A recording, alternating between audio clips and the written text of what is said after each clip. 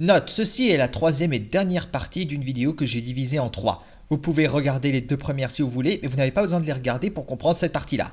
Sur ce...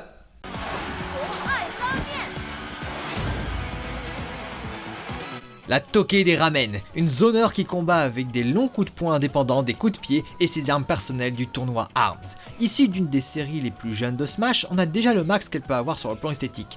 Alors passons direct au gameplay. L'approche de base est pertinente, mais sur un point particulier, elle devient désagréable à affronter. Son bras gauche. Il peut devenir un corps de dragon qui rend super forte son arme pendant plusieurs secondes. Et, fidèle à ARMS, elle y arrive entre autres en réussissant une saisie. Autant à l'origine c'était une de ses deux mécaniques de gameplay personnelles, dans un jeu plus simple, ici ça lui donne un accès beaucoup trop facile à une attaque smash surpuissante. Pour la limiter, je propose de la lier au stance system des armes au bras droit. Pourquoi devrait-il être isolé ? Quand Min Min équiperait une première fois la tête de dragon au bras droit, le gauche se transforme devenant surpuissant et reste ainsi pendant plusieurs secondes avant de reprendre sa forme normale, comme d'habitude. Cela dit, il y a désormais un changement majeur. La mécanique aurait un cooldown. Inutile de se précipiter à changer d'arme pour retrouver la tête de dragon, vous n'aurez rien, il faut être patient pour pouvoir la récupérer.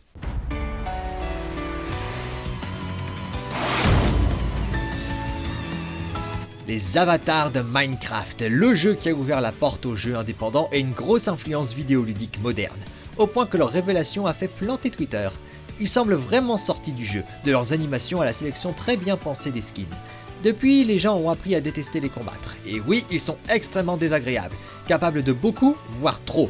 Mais de ce que je comprends, ce sont surtout les détails le problème. Son gameplay de base repose sur la gestion de 7 matériaux qu'il trouve en minant le stage, chacun ayant ses propres ratios. Avec, il peut renforcer ses outils à durabilité limitée, ou alors créer des blocs avec lesquels il peut se déplacer ou se protéger. Ce n'est pas inapproprié, mais ils ont essayé de donner beaucoup trop de strates. Certaines spécificités se sont révélées très efficaces, d'autres superflues. Mon but ici est donc de ne rien ajouter et au contraire, poser plus de limites. D'abord les attaques normales. Comme Megaman, une seule attaque sert à la fois de direct, d'attaque côté terrestre et d'attaque aérienne neutre, lui permettant de frapper en se déplaçant. Mais là où Megaman est forcé de se stopper après 3 coups, Steve lui peut spammer. A minima, je trouve que l'attaque côté devrait changer, en réaffectant l'attaque smash côté à cet endroit. Et en échange pour sa nouvelle attaque smash côté, il donnerait 2 coups de pioche devant lui. Si on fait son attaque bas à un rebord, le feu ne tomberait plus, à la place il n'infligerait qu'un coup. Mais surtout, l'enclume qu'il invoque pour son attaque aérienne bas et son lancer bas ne consommerait plus de métal. À ce sujet, parlons des matériaux et des plus gros problèmes du moveset. Ces armes peuvent être faites de 5 des 7 matériaux, à la force et durabilité proportionnelle, ou presque. Brisé, Steve combat et mine à main nue. Ça semble conçu pour donner la liberté d'utiliser les armes en matériaux plus faibles, mais ça ne marche que quand on s'auto-handicape. Du coup, pour compenser est né ce qui rend son moveset si énervant, pouvoir se déplacer en minant, accumulant de grosses réserves vite, donnant à son style de jeu de base une grosse marge d'erreur. Il faut des limites. En point de départ, Steve commence toujours un combat avec des outils en fer. Ils peuvent toujours casser, mais en cas de besoin, il a toujours une épée en bois et des outils en pierre en remplacement. Plus faibles certes, mais en question d'équilibrage, ils ne casseront jamais. Il peut également les améliorer en outils de fer, d'or ou de diamant. Quant à son attaque spéciale standard où il mine, appuyer sur B le fait creuser un court instant des matériaux aléatoires. En maintenant, il ne s'arrête plus. Mais elle aurait 3 changements majeurs supplémentaires. Déjà, Steve ne pourrait plus se déplacer en minant. Maintenir B l'immobilise. Le joueur peut tout de même faire une esquive pendant qu'il mine et quand ça arrive, il reprend dès qu'il s'arrête. Ensuite, les outils que Steve utilise pour miner seraient différents de ceux qu'il utilise pour attaquer. Quand il se brise, il les perd tout simplement, eux et l'attaque spéciale. Mais pas d'inquiétude, il peut les récupérer en forgeant ses outils à l'établi. Mais le changement à retenir, Steve ne peut réparer les outils en question que quand ils ont été détruits. Et enfin, la fréquence des matériaux minés changerait, sauf aux endroits où Steve sait les trouver. Le bois, la redstone et le diamant peut être revu un poil à la baisse et ce qui compose la paroi qui mine en général, la pierre et le fer à la hausse. Mais ça ce serait ainsi avec la plupart des sets d'outils, sauf en or. Pour référencer leur affinité magique, miner avec eux diminue les taux d'apparition du sol, pierre et fer pour augmenter celle de la redstone et du diamant. Quant aux proportions utilisées pour les attaques spéciales ou la durabilité qu'ils perdent, mon manque de recul et le fait que je ne suis pas testeur moi-même m'empêchent de donner un avis définitif. Surtout pour un personnage chez qui le diable est dans les détails.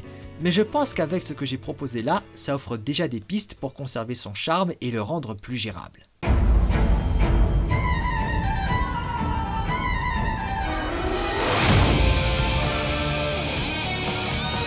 L'antagoniste culte de Final Fantasy VII, un Glass Cannon calculateur avec un katana exagérément long et des sorts surpuissants. Ajoutez à cela son aile noire lui donnant une mécanique qui rappelle les multiples phases d'un combat de boss, renforce ainsi un aspect boss devenu jouable. Son moveset est moins abusé qu'on ne pouvait craindre, en particulier son katana et ses sweet spots dont la position varie. Mais j'ai quand même une proposition. Son attaque directionnelle côté et son attaque smash côté sont je trouve redondants. J'ai donc décidé de conserver cette dernière et lui donner la capacité d'être orientée verticalement comme la première. En échange, l'attaque smash bas devient la nouvelle attaque côté, et au cas où c'est trop, il perdrait le sweet spot s'il fait l'attaque dans le vide. Et en échange évidemment, il aurait une nouvelle attaque smash bas. Ici une idée originale de ma part où il crée des ondes de choc magique autour de lui, une attaque avec beaucoup moins de portée mais assez consistante en termes de hitbox. Vous remarquerez ainsi la logique, les attaques directionnelles excellent à la longue distance, mais pour pouvoir achever un adversaire avec une attaque smash, ça le force à se rapprocher, poussant donc à être plus méthodique.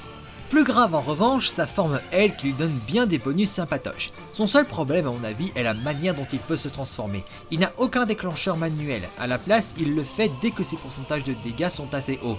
Mais c'est pas consistant. En fait, différents facteurs, comme s'il est à la traîne en termes de points où il domine, font qu'il se transforme plus tôt ou tard.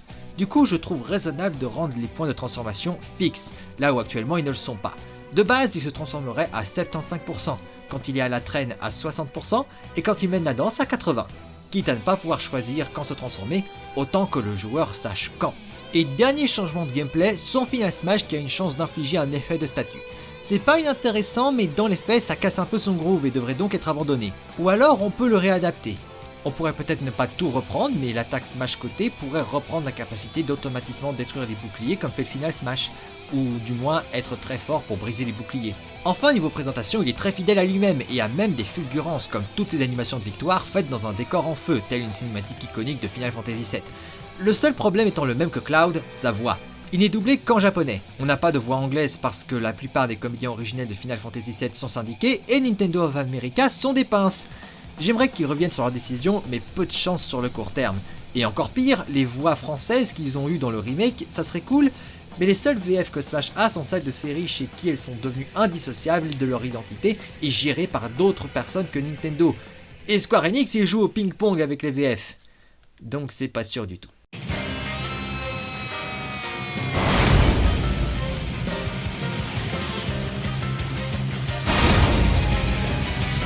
Les deux avatars de la lame légendaire Aegis de Xenoblade Chronicles 2. Deux épéistes qui se relaient et chacune ayant ses forces. Celle à l'épée de feu a une puissance brute énorme mais un peu pataude, et celle de l'épée de lumière est rapide, précise et technique. Et surtout, ce sont des miraculés par rapport au jeu dont elles viennent, trop tard pour être dans le jeu de base et qui ont surpris tout le monde avec l'absence de Rex, celui à qui elles donnent leur pouvoir en temps normal. Elles sont mes combattantes préférées du Fighter Pass 2, claires, efficaces, proches de la perfection niveau gameplay, et niveau présentation aussi elles sont au poil. Faut dire, avec un seul jeu d'importance à leur actif, c'est facile.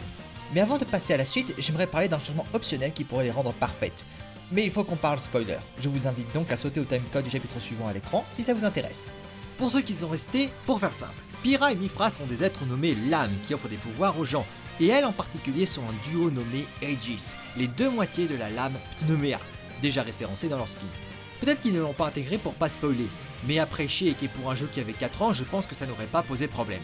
Mais bref, je veux voir Pneuméa jouable dans Smash. Pyra et Mythra auraient désormais une icône ressemblant à celle des attaques de leur jeu à côté de leur portrait.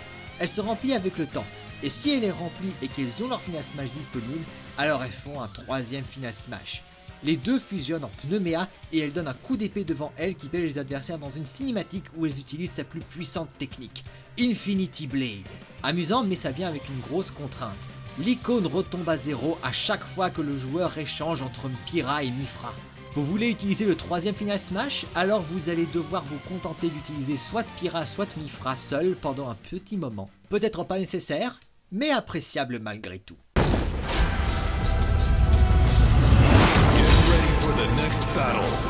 Le protagoniste semi-démon du premier Tekken, souvent antagoniste de nos jours, mais dans tous les cas, un personnage majeur d'une des séries de jeux de combat majeurs. Mais avant de parler de potentielles nouveautés, parlons de son gameplay actuel, car Kazuya est dans le même bateau que Steve. Il est si riche qu'il en devient désagréable à combattre. Il a énormément d'attaques et techniques à sa disposition. Voici une liste exhaustive pour que vous vous rendiez compte. Et en plus, niveau stats et subtilité de gameplay, tel ses frame data, qui me passent au-dessus de la tête, ajustés au poil, c'est peu étonnant qu'il est désagréable à combattre. Vous me direz, c'est fidèle à Tekken, mais autant le dire tout de suite, je ne suis pas à l'aise à l'idée de rajouter des trucs. Mes propositions ici, comme Steve, sont pour équilibrer ce qu'il a déjà, de faire un jeu d'équilibriste entre la technicité et l'accessibilité. Les attaques seront modifiées selon la facilité de leurs exécutions, leurs propriétés et les attaques adjacentes, dans l'ordre de la liste. Les attaques directionnelles terrestres haut et diagonales haut avant seront en 2 et 4 coups individuels respectivement, et Kazuya peut s'arrêter quand il veut. On va diviser les appuis nécessaires par 2. Pour le premier, les 2 coups sont automatiques. Pour le deuxième, il y a le coup initial, puis les 3 coups de pied. On garde donc partiellement cet aspect, mais on lui laisse moins d'opportunités pour s'arrêter et commencer un combo. Left Split Kick, l'une de ces 2 attaques rapides, est reconvertie en attaque spéciale de bouclier, mais elle ne renvoie plus les projectiles. A la place, elle les dévie afin de se recentrer sur la Crouch Dash et l'invincibilité qu'elle offre. Toutes les attaques accroupies changeraient leur méthode d'exécution. Le direct ne peut plus se faire qu'à bout portant d'un ennemi. L'arrière devient l'attaque par défaut d'un simple appui. Et enfin, l'avant se ferait en maintenant A enfoncé. Ainsi immobile, il n'a plus que 2 options en temps normal. A propos, on va limiter le nombre d'attaques disponibles de la Crouch Dash à la fois. On garde de base Wind Gun Fist, qu'on fait en appuyant sur A, Dragon Uppercut en maintenant A enfoncé, et Spinning Demon to Left Hook en maintenant B. Quant à Electric Wind Gun Fist, il remplacerait toutes ces attaques quand la rage de Kazuya est activée, adaptant une nouvelle mécanique de Tekken 8, le Hit System, qui entre autres rend la technique des Mishima quasi automatique.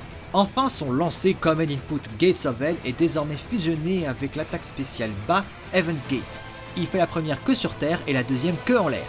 À ceci près que sous état de rage, Heaven's Gate redevient l'attaque spéciale par défaut. C'était tout ce que je pouvais changer actuellement. Mais vous savez, Tekken 8 est sorti. Pourrait-on rajouter des trucs? Eh bien déjà, son nouveau design pourrait servir de skin. On pourrait aussi rendre la couleur bleue plus dominante chez lui, que ce soit par ses lasers ou l'aura qu'il dégage quand il se transforme en démon. En référence au fait que dans Tekken 8, sa forme démon est désormais liée au Hit System. Et à ce sujet, une autre mécanique en découle, le Hit Smash, qui remplace une autre que Kazuya a dans Smash, la Rage Drive. Si c'est possible, et seulement si! Non, là pour le coup je ne suis pas sûr de ce que je fais. Hit Smash remplacerait le Rage Drive, remplissant le même rôle, mais sous une forme différente. Et voilà, encore une fois je critique plus la vision que les détails. Mais je pense que ces changements pourraient aussi aider à rendre Kazuya plus abordable. Peu importe qui le joue. Let's go! Le protagoniste de la série crossover entre les RPG de Square, principalement Final Fantasy, et les prestigieuses productions filmiques du titan Disney, mais aussi une des compagnies les plus nocives du divertissement qui contrôlent tout, stérilisent les œuvres de leurs artistes et se plient à des politiques fascistes, tandis que le grand public met plus d'énergie à critiquer la qualité des derniers films comme si c'était plus important et... Excusez-moi, je râlerai une autre fois. Bref, le plus proche qu'on aura d'un personnage non vidéoludique dans Smash. Armé de sa Keyblade, une épée en forme de clé, de sorts et techniques, il est un combattant léger qui se sent le mieux dans les airs, où il semble presque voler, et un de ceux qui retombent le plus lentement. En gameplay je le trouve très bien, mais j'ai tout de même une remarque. Si son final Smash actuel est bien, j'adorerais qu'il en ait un nouveau où il canarde ses adversaires avec le vaisseau Gumi. En esthétique, il est parfaitement géré, sa garde-robe est très variée avec les 4 tenues de base de ses jeux et ses transformations. Il n'y a plus qu'à voir ce que proposera Kingdom Hearts 4. Mais comme ses collègues de Final Fantasy, mon plus gros problème est sa voix, et on ne peut rien y faire. Autant Square Enix s'est mis à la VF dans Final Fantasy, autant Kingdom Hearts a commencé avec une VF, c'est un crossover avec Disney après tout, mais ils ont arrêté assez vite. On ne sait pas pourquoi, mais le plus probable c'est pour des raisons d'argent. Tant pis, on n'aura pas Donald Renew dans Smash. En autre détail visuel, j'aurais référencé la mécanique des porte-clés qui changent la forme et les stats de la Keyblade. On ne peut pas en mettre trop, surtout que beaucoup sont à l'image d'univers Disney. Mais j'aimerais que pour ses attaques Smash, il transforme la chaîne royale, sa Keyblade de base, en tendre promesse, dont le porte-clés est offert par sa meilleure amie, et plus, Kairi. Elle a entre autres un plus haut taux de coups critiques.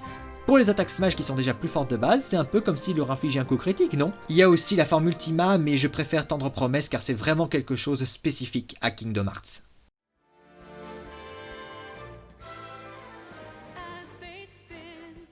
Et c'est fini.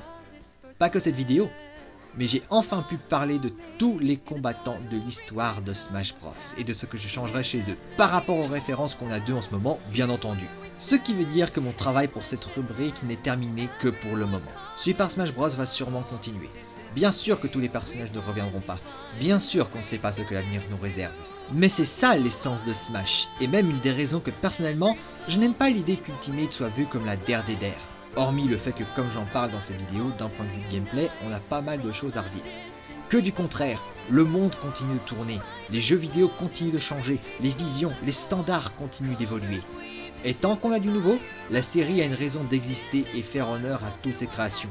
Cela me donne des raisons d'être enthousiaste et intéressé par la direction que la série peut prendre artistiquement et surtout, cela me donne une raison pour revenir à cette série quand j'en sentirai le besoin.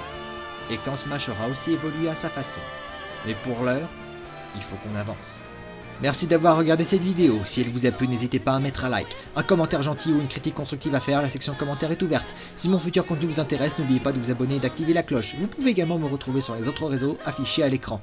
Quant à moi je vous dis, à la semaine prochaine.